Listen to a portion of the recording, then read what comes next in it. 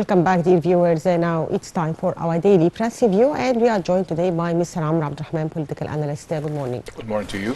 And we start our review today from Maspero Gate, and we read the following headline: President Abdel al-Sisi and meets head of the Micro, Small and Medium Enterprises Development Agency.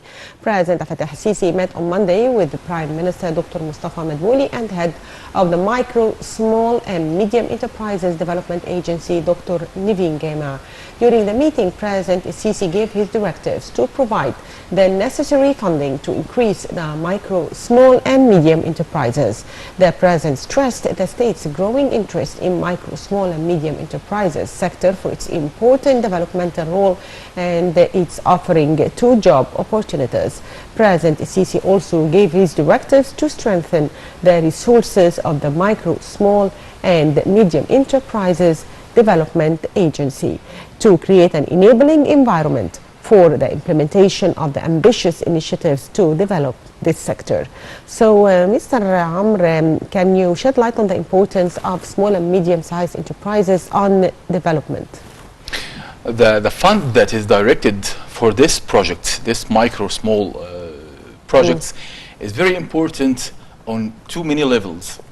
We need, this is exactly what the leadership is up against, building our own new economy, the public economy, the sharing of the people side by side with the state, building our national economy.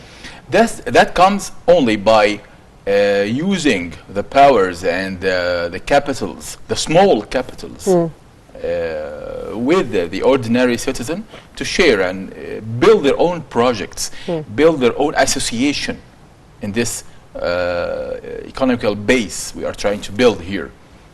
This is something. The other thing here we need to build the new base of solid, strong and clean economy for the new state, the new Egypt we are building right now, on a different basis that we have been using for past era or past decades. That basis, that gathering between general economy and the special projects economy, that comes again with the association between the state and the ordinary citizen with a very small capital of money. Yes. And we move to Al-Ahram newspaper, and we read President Abdel al-Sisi meets Prime Minister and Minister of Planning. President al-Sisi met on Monday with Dr. Mustafa Madbouli and the Minister of Planning to follow up on follow up and administrative reform. During the meeting, President al-Sisi reviewed the developments of the implementation of the comprehensive reform plan of the state administrative apparatus, as well as developments of implementing the plan to develop the National Investment Bank. The President instructed to give attention and priority to administrative and institutional reforms of all the state's bodies in light of its great importance of improving the level of governmental performance as well as improving services provided to citizens. President Sisi gave his directives to implement the reform plan on the basis of a comprehensive vision that includes motivating human elements that show efficiency in their work. So what is the importance of these reforms? We had already a certificate of achievements that we have already accomplished in this reform plan of our economy. Yes. We need here to look also behind. There are too many factories are still locked up. We need to reopen it. And re-qualificate it to share and to take part in the march towards progress. We are already on this path now, this very difficult path. We need all the powers of the society to take part. We need the technical education to go side by side, to be developed side by side with reopening the locked up factories, and build other too many factories. We need an industrial base. This can only come by the association between the state and the owners of these factories, with the expertise we already have. We need a new generation of expertise. Yes. And from Al-Ahram, we read the Foreign Minister Sameh Shoukry visits Sudan, and the Foreign Minister met on Monday with the Sudanese Prime Minister Dr. Abdel on the first official visit to Khartoum after the formation of the new Sudanese government.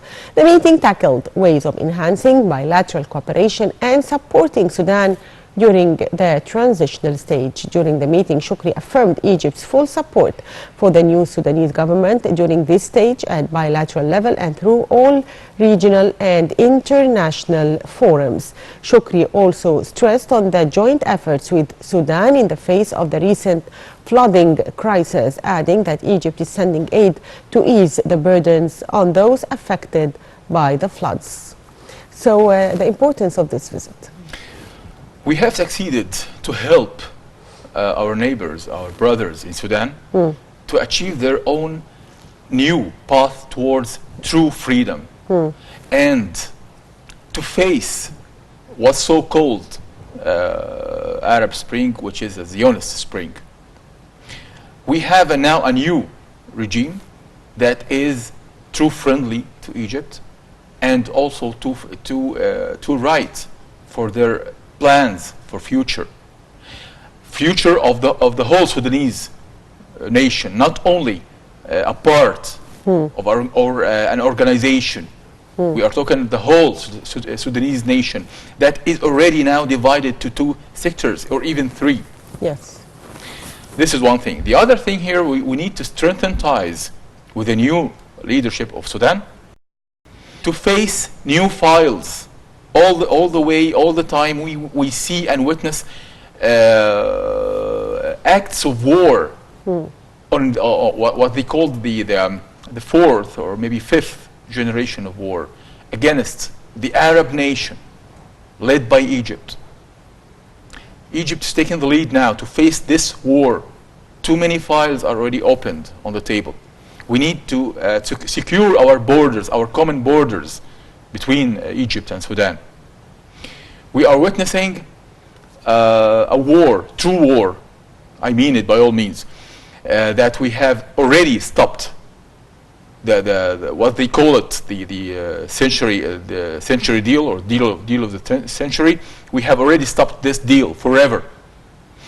Consequences are being followed, and we have to face it. We need. They won't stop. They will have alternatives. Yes. The Zionist existence, the New World Order, will not settle for this. They will keep fighting, and we will keep facing. All we need to do is to take the lead and the initiative, and to move even before they think of moving. And from Al-Yom Al-Sabah newspaper, we read the CapMass Suez Canal is the largest contributor to Egypt's GDP. Head of the Central Agency for Public Mobilization and Statistics, Khairat Barakat, said that the Suez Canal is the largest contributor to the gross domestic product of the Egyptian state. He also congratulated the new head of the Suez Canal Authority, Vice Admiral Osama Rabia, praising the good cooperation between the two bodies in providing and exchanging the needed information. This came during a conference on the national strategy to develop the statistical system in Egypt. Earlier, head of the Suez Canal Authority, Vice Admiral Osama Rabia, announced that the navigation traffic in Suez Canal last August recorded the crossing of 1,678 ships from both directions, with a net weight of 105.9 million tons. So, sir, how do you see this statement by CapMass? That represents how important that project was built for. We believe that that project of Suez Canal, the new Suez Canal, is the jewel of the crown of our own national projects in Egypt. And of course, after those tunnels go right beneath the canal, that has just saved us troubles of moving our troops from the middle to the eastern front, close to our borders, along with the horizons of investments for all the people, for all the companies, for all the associations all over the world, even either from the west, from the east or the west. Yes. And we move to Al-Shuruq newspaper, and we read Chinese envoy says Syrian government has regained its strength.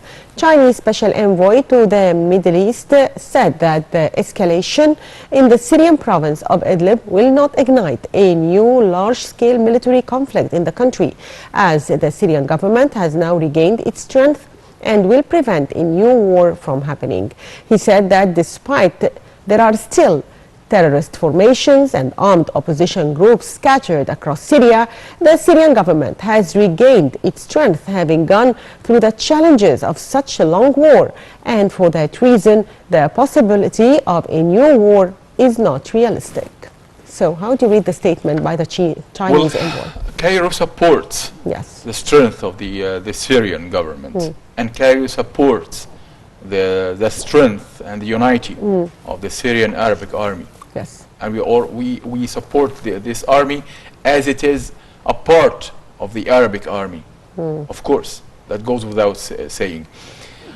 What we need here from the Syrian leadership to realize that Arabs is something, and the Persians and the Iranians are something else totally. They are all, both sides, whether the Zionist existence or the Aryan existence, what they call it, Iran, are the same enemy with two arms, different religions, but the same identity. We need from the Mr. al-Assad to realize this fact. Only Arabic nation can move together as one bloc, one power, one nation, one army against the threats. We should not let them divide us. We should not let them act in a sectarian way. Yes. And we move to Al-Ahram newspaper, and we read Britain's Queen Elizabeth approves law seeking to block October 31st no-deal Brexit.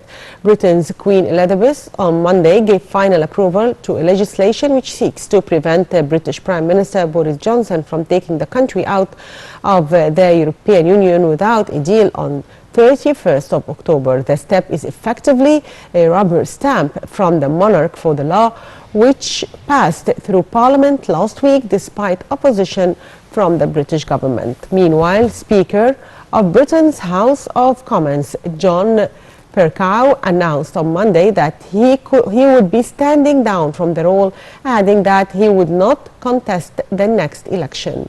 Earlier, Prime Minister Boris Johnson said he believes the Irish backstop must be abolished from the Brexit without withdrawal agreement, and set out possible solutions when he met his Irish counterpart on Monday.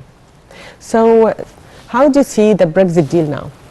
Well, I believe that there is a conflict within the British society, between the Queen and the Prime Minister, and between this and that, there are the population that is already divided without true leadership to show them the way. We believe that, of course, Britain is going out of the EU is not for the benefit or the best interest of the English society. But in the meantime, we realize from now that EU is not to be forever standing up. I believe it's going to be fractured, or even divided, as the winds of the spring, the Zionist spring, is hitting Europe. Yes. And finally, I'd like to thank you, Mr. Rahman, political analyst. Thank you, sir, for being with us. Thank you for having me. And by that, dear viewers, we come to the end of our today's press review. Stay tuned for more is coming up on Nile TV International.